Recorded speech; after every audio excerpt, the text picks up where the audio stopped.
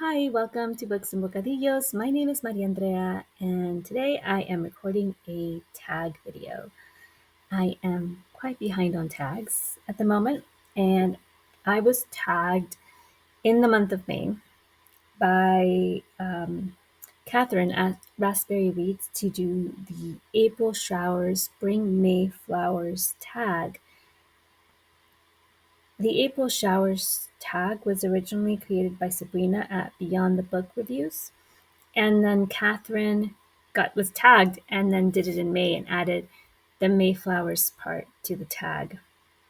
So that tag has five prompts for April showers, which I will now refer to as spring showers going forward.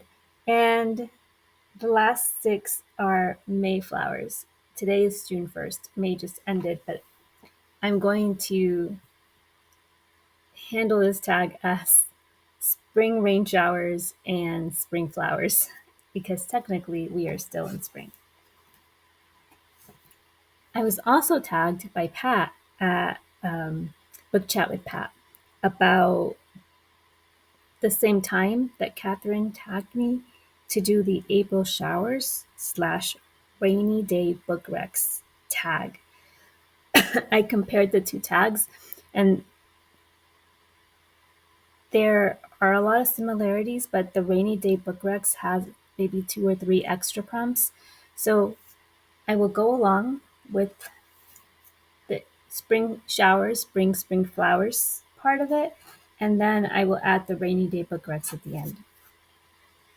And that'll be two tags in one video, kind of like three tags in one video. We'll see.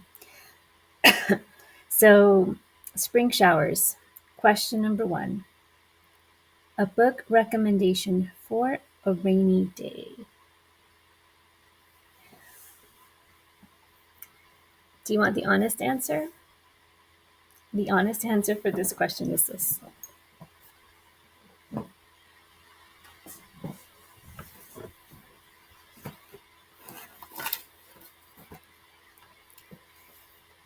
Cookbooks, baking cookbooks.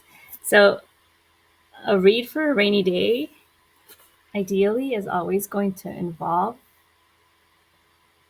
making something. Baking, especially on a rainy day, I can't imagine like a better day to bake than a rainy day. Personally, I love this one, Modern Vegan Baking by Gretchen Price.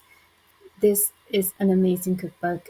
Every recipe I've made here has been just wonderful. It's easy to navigate, easy instructions. So I like this very much. But for a rainy day, if I didn't want to kind of go through all the bakes to find what I was looking for, if I knew I just want cookies or I just want pie, then I would probably just go to one of these little books. So this is Isa Chandra Moskowitz and Terry Hope Romero. This is Vegan Cookies Invade Your Cookie Jar. And this is Vegan Pie in the Sky. And Vegan Cupcakes Take Over the World. I still have the stickers that they came with when I bought them, when I ordered them online. But yeah, these are my go-tos for a rainy day. Now,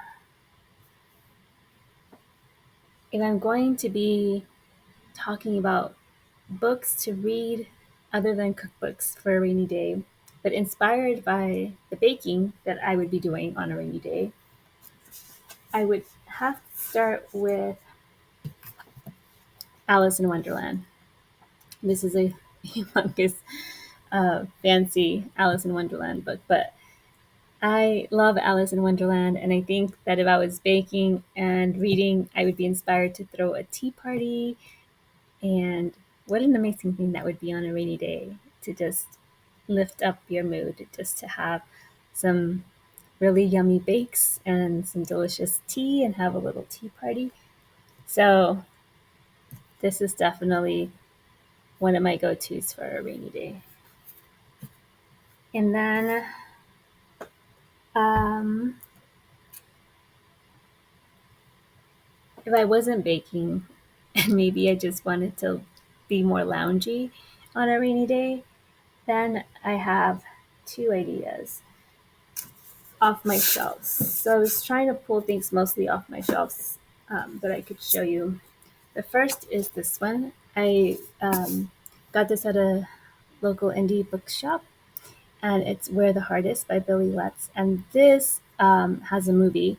And when I think of rainy days, I think back to early early adulthood, young adulthood, where particularly like the college days, where on a rainy day, maybe my girlfriends and I would be watching what we would call chick flicks. And on a rainy day, there was always bound to have like this movie was playing on one of the cable channels. Um, so why not read the book and then maybe watch the movie after the rain? Or Fried Green Tomatoes at the Whistle Stop Cafe. I love this book and I love the movie. And I think a rainy day feels like a great time to just cuddle up with something familiar that maybe you can read for a little bit and then finish and start watching the movie, or maybe read for a little bit and then get really inspired to watch the movie ASAP. So these are two cozy rainy day books that have movie adaptations that I really enjoy.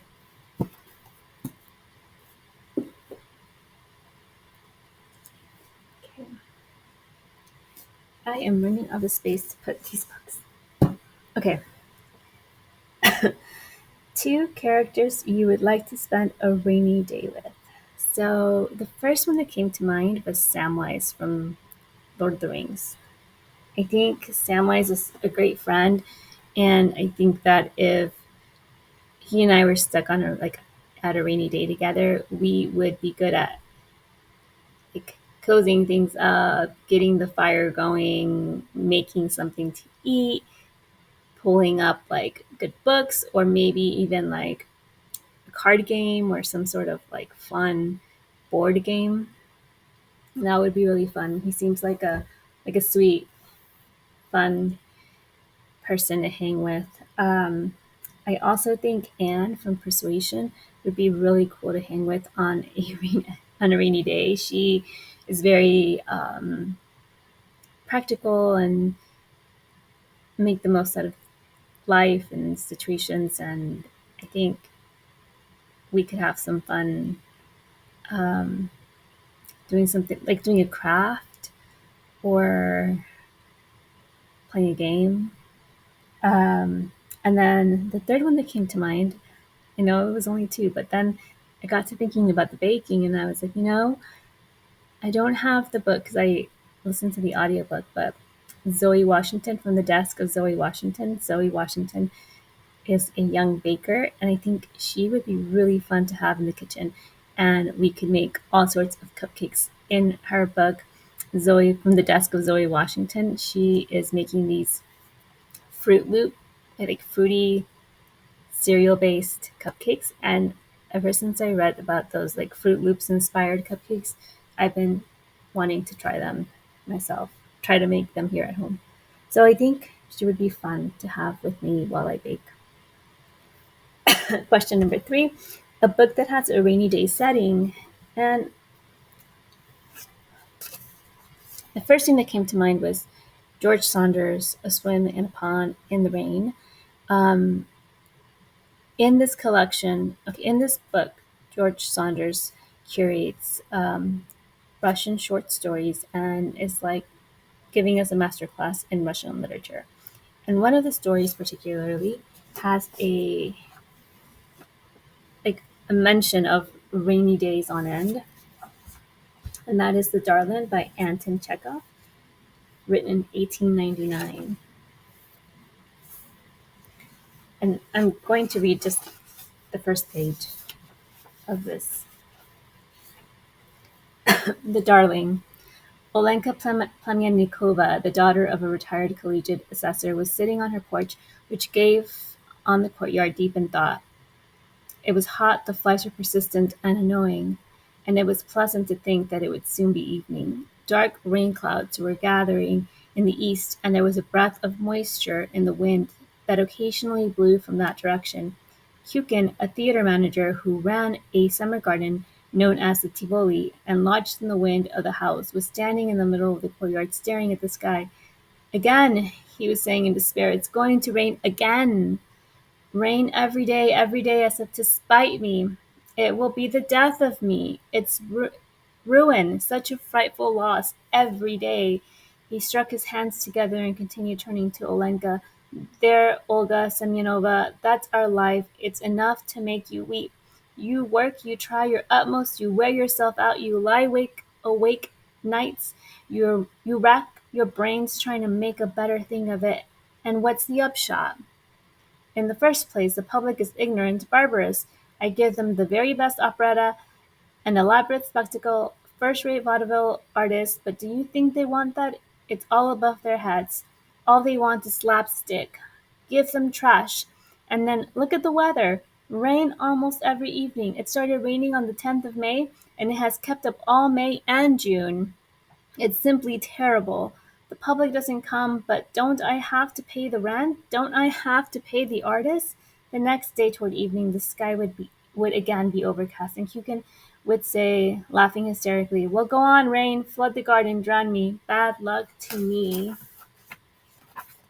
in this world and the next. Let the artists sue me, let them send me to prison, to Siberia, to the scaffold. Ha ha ha. So that is the first page and a sentence. Um, this came to mind when I was thinking about rain, and I thought, you know, I read this when it first came out, and it stuck with me. So I think that it's a good story. um, Question number 4: a book with water on the cover. So I bought this book for the cover, and then I realized what it. Well, I bought it because I love the cover. It's a hardback. And then I read the inside flap and I thought, yes, this is something I want to read. Deep as the Sky, Red as the Sea by Rita Chang Epig. I have not read it yet. It's been sitting on my unread shelf for about a year. I actually purchased this after I read Temporary by Hilary Lecter, and I love Temporary, and it was like an obsession to read everything about pirates, like read every pirate story I could possibly get to. And this is a pirate story. This says a dazzling historical novel about a legendary Chinese pirate queen, her fight to save her fleet from the forces allied against them, and the dangerous price of power. When Shek Young sees a Portuguese sailor slay her husband, a feared pirate, she knows she must act swiftly or die. Instead of mourning, Shek Young launches a new plan, immediately marrying her husband's second in command and agreeing to bear him a son and heir in order to retain power over half of the fleet. That's all I'm going to read. At the end it says, a book of salt and grit, blood and sweat. Deep as the sky, red as the sea is an unmissable portrait of a woman who leads with the courage and ruthlessness of our darkest and most beloved heroes. Kristen Chen says, a riveting, heart-pounding exploration of ambition, grit, and fiery, magnetic Shek Yang. So, about the author, Rita Chang Epig received her MFA from New York University. Her stories appeared in McSweeney's Quarterly Conjunctions, Clark's World, One Story, Virginia Quarterly Review of the Best American Short Stories, 2021, selected by Jesmyn Ward, and elsewhere. She has received fellowships from the Rona Jaffe Foundation, Vermont Studio Center, the Brad Loaf Writers Conference, and the Martha Hesley Cox Center for Steinbeck Studies at San Jose State University. She lives in California. So this is a book I am really excited to get to read because after Temporary, I've been on an obsession with pirates and pirate stories. And it's got beautiful wave on the cover. Question number 5. A novel that had a dry beginning but an amazing ending. Excuse me. I don't know that I have anything that meets this criteria on my shelves. But from what I do have, the closest that I could get to this prompt is Burnt Sugar by Afni Doshi. Burnt Sugar is a really great book. I really enjoyed reading it, but the beginning does start out with setting up the tension. So there's a lot of tension in this book. If you do well with tension and complicated family dynamics, you'll be fine. But if you struggle with complicated family dynamics, tensions, family secrets, it takes a while to uncover the family secrets that need to be revealed. So it pays off, but initially you are you have a lot of questions, and it's burnt sugar, so it is a bitter read. There's a sense of bitterness, a sense of like sorrow, um, like as an undertone of the novel. So I could see that maybe it might not be for everybody, but if you do enjoy complicated families and you are okay with feeling deep feelings and hard feelings, this is a really great book. It really comes together nicely at the end. Well, I don't know about nicely, but it comes together. It wraps up the story. I I liked it from beginning to end. Okay, so now for Mayflowers. Question number one: a book that has flowers in it. Well,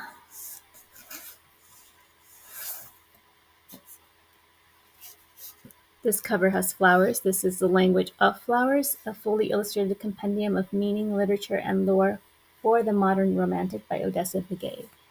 And the illustrations in here are gorgeous. This is the first I turned to. This is a coffee table book for me.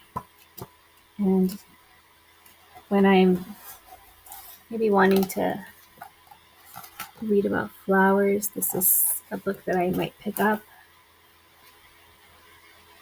There's a lot of stories here. For example, jasmine. Since we're talking about baking and tea parties, jasmine gives you a synopsis or like a summary of the flower. It's white. The white symbolizes amiability. The yellow symbolizes grace and elegance. And then it talks about the history like of jasmine. It talks about jasmine scented tea. Um, and then it has a little poem about jasmine at the end. And this is a poem by Thomas Moore. It says, "From plants that wake when others sleep, from timid jasmine buds that keep their odor to themselves all day, but when the sunlight dies away, let the delicious secret out to every breeze that roams about." So it's just really nice. I got some nice reading materials here for my birthday a couple years ago. Had a birthday party and I was memorizing a poem, and I got a really great reading from here for the party. Question number two: a book that has a character with a botanical name. And I chose People We Meet on Vacation by Emily Henry. The protagonist in this book, her name is Poppy. And this is probably my favorite Emily Henry so far. It's a slow burn. So I enjoy slow burn novels. And this is a slow burn romance. Friends to lovers trope. Um, Question number three: a book to read on warm spring evening. So a book I read on a warm spring evening is Tiny Beautiful Things by Cheryl Strayed, and I loved it. I think over the course of the whole like spring to summer season, I would sit out in my patio last year and would read a story from here. It's a collection of stories, and it's advice from Dear Sugar, so it's nonfiction. Um, Cheryl Strayed used to be a columnist, and she used to get letters, and so people would write into Dear Sugar, and she would write back. And it's the collection of the stories that the letters that were sent in, and the responses that she gave, the advice that she gave as Dear Sugar. And now there's a Hulu series that I'm still making my way through. I haven't finished it, but this is a great. When I think of sitting out on your porch in the springtime before it gets too hot, um, like a nice evening read where it's just short. Maybe you just want to sit for just a few minutes and watch the sunset. This is a nice one. A book with flowers on the cover. So the other one had flowers in the book. So for flowers on the cover, I went with this one. This one has like um, folksy flowers. It's The House of Broken Angels by Luis Alberto Urrea. And this was one that I had hoped to read this year between May and June, but I don't know that I'm going to get to it. The back here says, Beloved Patriarch Miguel Angel de la Cruz, affectionately called Big Angel, has summoned his entire clan for one last legendary birthday bash. As the party approaches, his nearly 100-year-old mother dies, transforming the weekend into a farewell doubleheader. Among the guests is Big Angel's half-brother, known as Little Angel, who must reckon with his identity as part gringo and with the differences between his siblings' lives and his own. Across two bittersweet but riotous days in their San Diego neighborhood, 4 generations celebrate Big Angel and his mother, recounting the many myths that have passed into family lore, the acts, both ordinary and heroic, that brought the De la Cruzes to this fraught and sublime country they have to call home. The House of Broken Angels is full of warmth and humor, authentic at every turn, a novel that cements Luis Alberto Urrea's reputation as storyteller of first rank. So, yeah, this has flowers on the cover. And it sounds like it's a lovely book about family and grief. And I also have this one. It has flowers on the cover. This is Antología Poética Manos de Primavera by Federico Garcia Lorca. Federico Garcia Lorca is a Spanish poet. And in this collection of poetry, you see his poems here with illustrations. This is also a coffee table book, so it's one I grabbed off my coffee table. It's just really cool. It's fun, it's vibrant. The poems are sweet. Um, it's all about spring. So it's Manos de Primavera, Hands of Spring. This is a book that I bring out every spring to put on my coffee table and just pick it up from time to time during the spring season. Yeah, so Federico Garcia Lorca. Um, okay, 5. A character you would stroll through a garden with. I I own the book, but I didn't bring it in here. Um, my answer for this was Agnes from Hamnet. Agnes was the wife of Shakespeare, William Shakespeare. And in the book Hamnet, she's described as someone that is like a naturalist and an herbalist. And I would love to stroll through a garden with her and talk about flowers for medicinal purposes and maybe herbs and nature. And it would be, I think she would be someone that would we could have a really lovely conversation about all things of the natural world. Question number 6. A book with bees or insects in it. My answer to this is a book that I have in my Kindle. I'll try to put the image. It's Sofia Segovia's The Murmur of Bees, and it's about a boy. Um, it takes place in Mexico. He is an orphan and he's taken in by a family, but he has a gift, and it involves having been uh, the gift comes from bees, and it's it's one of those tales of folklore and myth and family. It's a story with a big heart. It's a big hearted story about found family and love, unconditional love, and courage.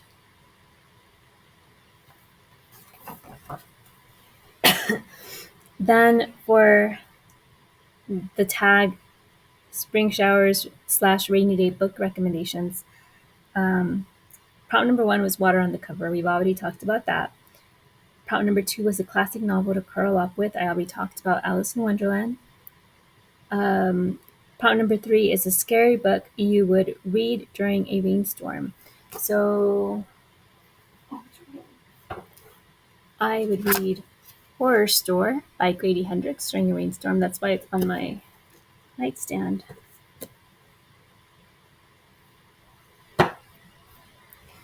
And question number four, a good book recommendation for rainy days. I've talked about some of like my book recommendations. I talked about baking books. I talked about Alice in Wonderland. I talked about Where the Heart Is and Fried Green Tomatoes. A couple of other ones that I just can throw in here are Ray Bradbury. So I have The Illustrated Man and Dandelion Wine. I think both of these are good rainy day book recommendations. Um, Also, when I was a kid, on rainy days, my dad loved to play like games, like logic games, like puzzles and things like that, and like magic tricks and clever things that would make you like laugh and smile and think and practice like logic. Um, I don't know how else to explain it, but I found this book in a indie bookstore last year. I actually got it for my birthday last May, and I bought it because I thought this is a really great book. It reminds me of what a rainy day with my dad would look like. And this is The Magic of Lewis Carroll. I think that if my dad was still alive and he was with me on a rainy day, this is a book that he and I would both really enjoy. Um, there is a lot of like, for example, here there's um, Looking Glass, like through the Looking Glass chess. So it breaks down like puzzles.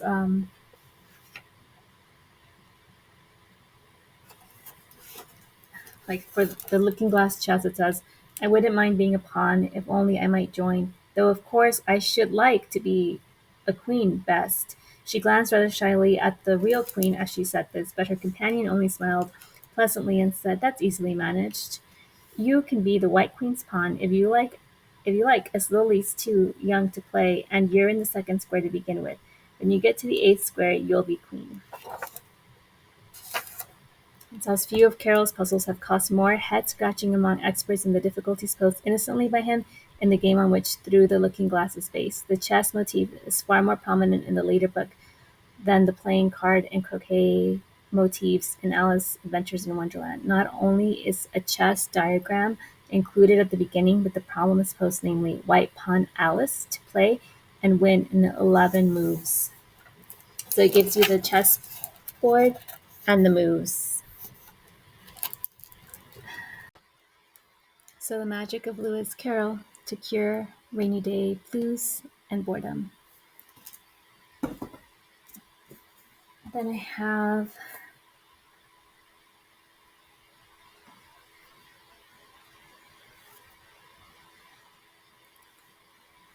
I've already answered the question Two characters you spend the rainy day with. Um, Six is book with blue on the cover, and I have Kindred by Octavia Butler.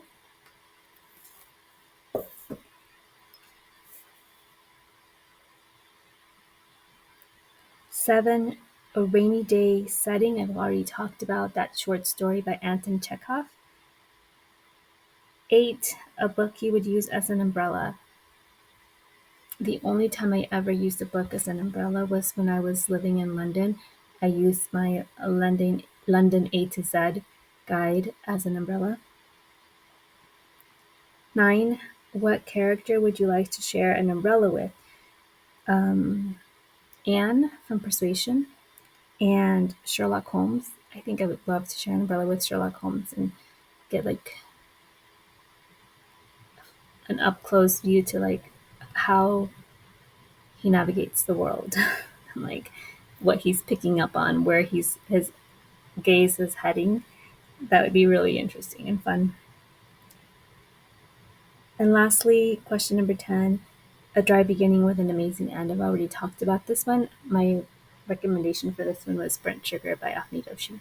So that does it for the rainy day recommendations tags that I was tagged in the month of May. Thank you so much for watching. Hasta la próxima.